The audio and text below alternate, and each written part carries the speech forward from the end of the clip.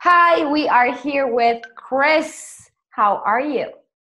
I'm good. How are you? I am good and happy and in quarantine. Where are you? Um, I'm in Canada, Montreal. Oh, Um, Canada. yeah, it's about, where I live is about a 8 hour drive north of New York City. So it's not that far from, a lot of friends and colleagues that are down in New Jersey and New York. So Look, I love Canada. I would move to Montreal tomorrow if I could. Like if they open the borders. I fell in love with it. yeah, it's a beautiful city. I love it too. I'm not even from here. I'm Okay. from neighboring Ontario, but I came here in the 80s and I really just fell in love with it and decided to stay. And I did. It's beautiful. It's absolutely beautiful. So I know who you are. I know what you do. But for the people that don't know, do a brief introduction about who you are, what your company does, what's up with you guys. Okay, so I have been in the industry a very long time, probably since the beginning of everything, in the late 90s. Um, and I did a lot of things related to pay sites and traffic and uh, content. And in the past, I'm going to say almost 10 years now, I've been working in billing for a direct merchant processing company called Payze. Okay, so tell me a bit more about Payze and what it does, and get into the geeky details. Okay. So we are a group of guys that came together almost 10 years ago and formed Payze. There are three principal guys who were involved who really, came together and make it fly. And then there were a handful of us who came afterwards in support, in mostly in sales. So, but we're all really veterans of the industry with very deep backgrounds in the billing vertical, be it third-party billing or direct merchant billing. And so we just decided, with all of this experience that we all had, why not, put out our own billing product? And so that's what we decided to do. It's of course to provide some competition in that vertical, which it does. As I'm sorry. But as you know, I mean, we all get along. Our product is a little unique. Everyone has their own little specialty. So there's the third party people who have a great job to do. I'm starting to sound tremendous, like Trump here. I'm trying not to. Tell me, Not tell doing it so me. much.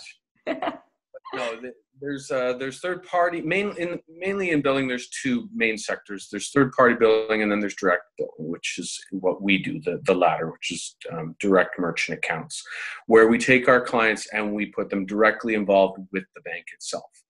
Okay. So it's been going great. Corona has not really slowed us down a whole lot.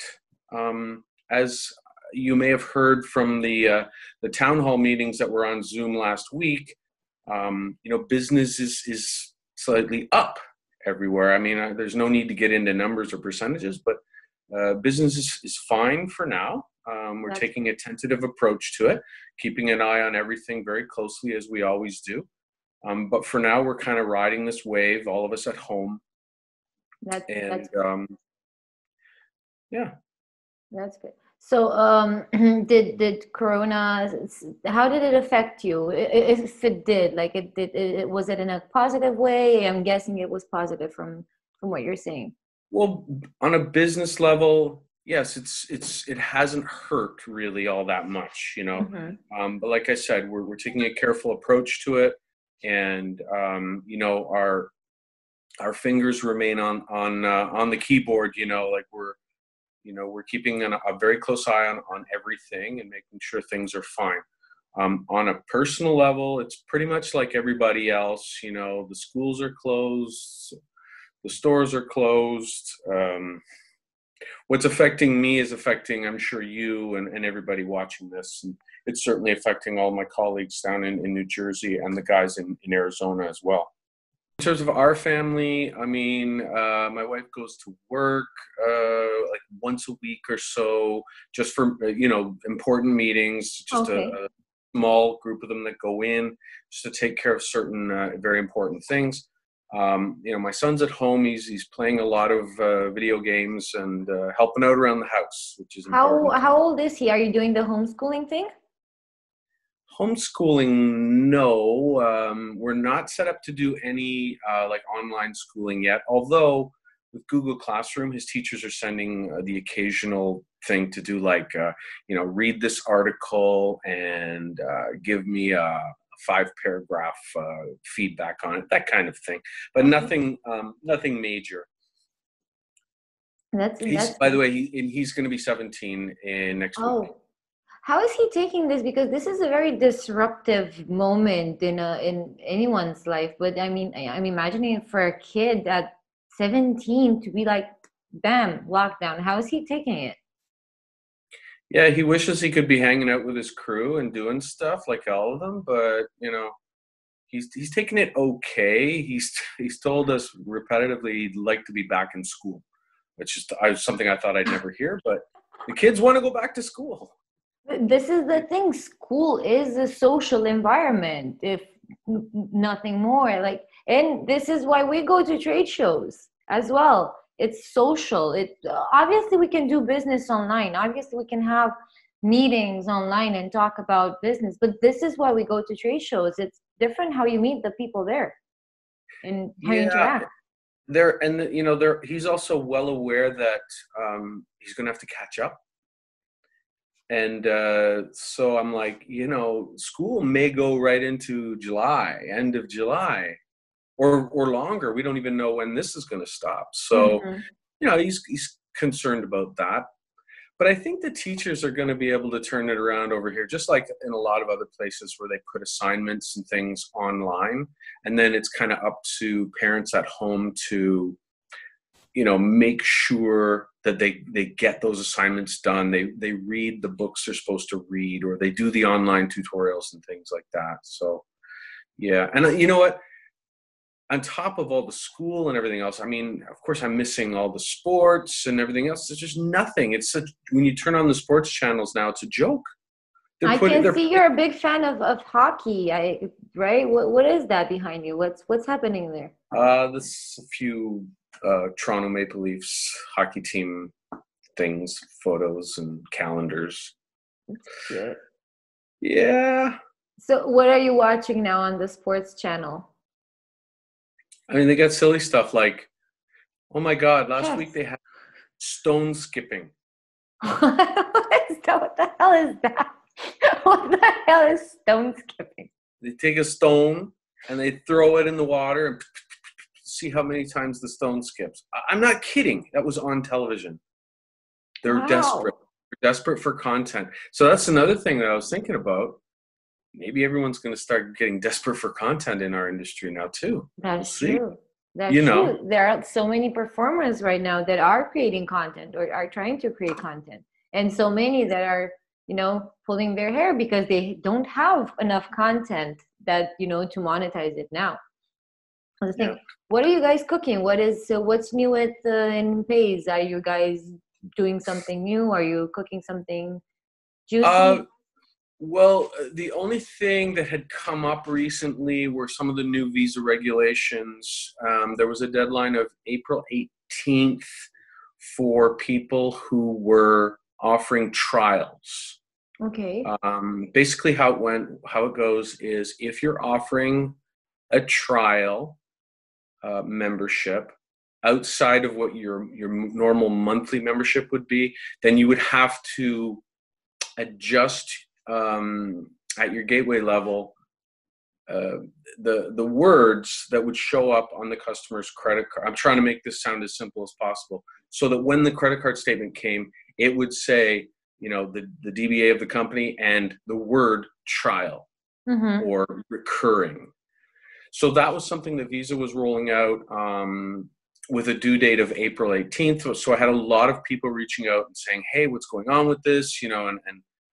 And so we had sent out a mailing to our client list and let them know what was happening. So the long and short of it really is that Visa has pushed this back to July. Oh, okay. And they may push it back even further now just because of everything that's going on. So we've been fielding a lot of questions from clients and potential clients on this, because if they say, hey, I offer trials, what do I got to do? So we're giving them instructions on how to do that. Okay, and That's something we've been busy with.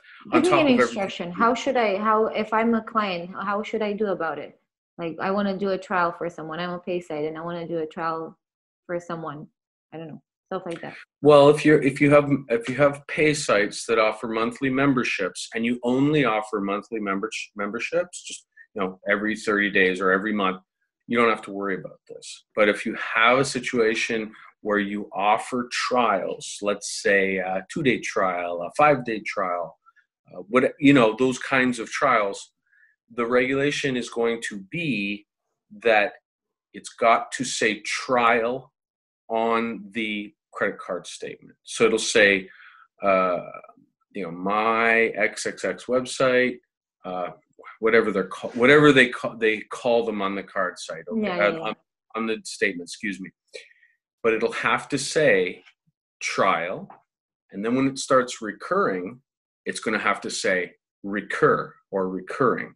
Okay. And now Visa hasn't put out exact details on what the verbiage should be, but these loose guidelines are starting to become a little more clear. Mm-hmm. But the bottom line is that it's a policy that hasn't been implemented yet, but it's coming. It will be soon. I mean, we know it had an April 18th deadline. Now it doesn't have an April 18th deadline. And when we get more information, we'll pass it on to everybody. No. So I've been on the boards talking about it a little bit and staying up to date on it as much as I can by talking to the guys at head office in New Jersey. Okay. So what are you doing in quarantine? How are you, spending your time? What are you doing? Well, of course I'm home, okay, like everybody. I'm working. I'm down in my office a lot. So there's that. In my downtime, I'm like everybody else. I'm watching a lot of Netflix, a lot of HBO. I mean, I'm all caught up on all my shows. I loved watching Ozark this season so much. I haven't seen it. I haven't seen it yet. I haven't seen it. See, I watched it too fast, and now it's over, and I want more. So I was trying to watch it slowly, but a lot of that. Okay, have you watched? And now the weather's going to be better. I'm probably going to empty my garage and clean that out. And, so that's something. Have you watched? I'm allowed in the backyard, so I'll be out in the backyard raking up leaves and everything else from the winter. That's great. Have you watched The Tiger King? No. Well, I watched one episode. You've messed up all the quarantine. This is what you do in quarantine. You watch The Tiger King. I did. I tried. I watched one, and I'm like, I can't watch any more of this. This is craziness. I swear, after the second episode, it gets even worse. I'm glad you said that and not better, because oh my god. No, I understand it's funny and stuff, but there's so much other good stuff on out there. Maybe I'll get back into it. Absolutely. So I think I've seen you at almost every trade show, like business trade show there is. I'm hoping I'm gonna see you in Bucharest. I hope so too. I mean, I hope that we all can get back onto a normal show schedule. Absolutely. One of my favorite times of the year on the show schedule is September, because I love going over to Europe. And I mean, Portugal was nice, but it's a quick trip. I'm only in for 4 or 5 days and then back. But the September shows are good shows, and we're over there for 10, 12 days, so it makes for a nice trip. That's so yeah, I hope, fingers crossed here too, that everything gets back on schedule that way. Absolutely. What are your expectations when you're going to a show? What are you looking for, and who do you want, like what people do you want to be approached by? Um, what I really like is when somebody has heard about us at Payze and spots one of us and searches us out. That means that we've branded ourselves well enough for people to know, hey, I think I want to talk to this guy about billing. I've heard about those guys. They're all veterans in the industry. They've been around quite a while. That makes me feel really good when that happens. And it happens. But also it's very important for guys like myself and Jeff and Douglas. We're the main, sales guys on the team, to get out and to socialize at shows, go to some panels. I still speak on the occasional panel if I'm invited, and that's fun. And just to get our branding out there and talk to people and find out who's maybe looking for new billing or looking to add what they already have in their billing, which is, by the way, always a good idea. It's always good to be redundant in your billing. And that's not to say that you should ditch whoever you're with now, unless you have specific reasons to do that. I would never encourage somebody to do that, but I think it's always good to diversify your billing. Where do you think most business is done? At the bar or at the seminars? I think it's a bit of both. I don't do the late nights as often as I used to, but nobody slam dunks deals at 3 a.m. at the Circle Bar, in Vegas. But I think it's a healthy mix of both. I still like to go to speed networking, for example. I always meet new people there. It may bring some business down the road. People are like, yeah, I remember doing speed networking with you in Miami 6 years ago or whatever. Yeah, I mean, that's how it works in billing. You're cultivating relationships over a long period of time, and I mean years sometimes. And then finally people go, well, I need a solution. And hopefully at that time when they really need a solution, they think about us and give us a call. What do you think we should all learn from this crazy pandemic, both personally and professionally? What should we learn from it?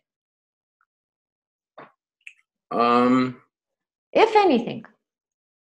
I don't know. I mean, for me, one thing is I'm not taking for granted the ability to just get up and go anywhere I want to go at any time anymore. Because you can get in trouble for doing that now. If you're one of these people that say, to heck with this, nobody's telling me what to do. Oh, they're gonna tell you what to do. You just can't do it. Yeah. You got to recognize the severity of what's going on and follow the rules. So I don't take it for granted. I mean, the mall's closed, like the shops are closed. Like, now, on one hand, people are losing jobs and, there's disruption in the economy. On the other hand, a lot of people aren't spending the money they used to spend either. I mean, I'm noticing myself, I got a little extra at the end of the month here. It's just because we haven't done anything. We haven't gone anywhere. That's true. So I'm very fortunate to work in an area where, the shop's not closed. We work from home and we're online. Very, very fortunate to be in that. And my wife is in a similar situation where her office has been deemed an essential service. So she's also working from home. She works in human resources. Okay. And so we're fortunate. And I really don't take that for granted, like that, because I know there are people out there who are in dire straits over the whole thing. So we're keeping an eye on our neighbors here too, I like, hey, what's going on? The neighbor over here and the neighbor over there, and just to make sure everything's okay. And, but yeah, I mean, that's just the way it is for now. Hopefully it ends soon. And it's hard, even with all the talk on TV and stuff. By the way, I try to stay away from the news. Oh yeah, yeah. Like I really do. I'm getting tired of hearing about it. So I flip it on in the evening for a little bit before going to bed. And that's about it. But this constant barrage of news about it, I can't even deal with it anymore. I'm trying to remember the last time something like this critically happened that affected us all in this way, and I can't think of anything. It was the economical crisis in 2008, if I'm not mistaken. Yeah, that mortgage crisis. Yeah, but not as much as this. I think for me it was around that time too. You know, I'm glad you brought that up because I keep a very close eye on currency exchange rates, and in 2008, that's when the rates were just messed up all over the place. The U.S. dollar fell a lot. The Canadian dollar went up, and it was just terrible. I mean, all my life I've been accustomed to having, you know, the rates a very close, you know, to around $1.20, $1.25 Canadian for US. But when that changes a lot, and let's say you get paid in US funds, you know, it has a very distinct effect on not just me personally, but everything around me and everybody around me. So yeah, that was kind of tough as well, those years. Right. I mean, it bounced back, obviously, and now we were thriving for the last 12 years, and then 2020 hit and someone decided to eat a damn bat. Is that true? I have no idea. But what do you have in your hand? In my hand? Yes. I know I keep playing with it. It's Show. It's a finger puppet.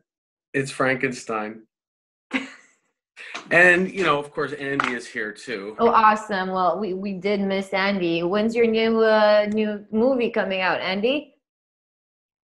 I'm not sure with this Corona bullshit. Here are a few of the things that are in my desk. I have this. Okay. Oh, wow. It's an old iPod. I don't know why it's pink. Oh, I have an American $2 bill. Bet you didn't even think they existed. They do. You can blame Stuart for these. The little hand. One of those. This is an iPhone 4. This is an iPhone 5. Big pair of scissors. Oh, wow. What else do we have in here? Oh, a sticker. That's good, Mojo. It is. It is. That's Look what perfect. else? This guy. Mr. Skin. Oh my God. Oh wow. That's perfect. Okay, what's in your desk? What's in my desk?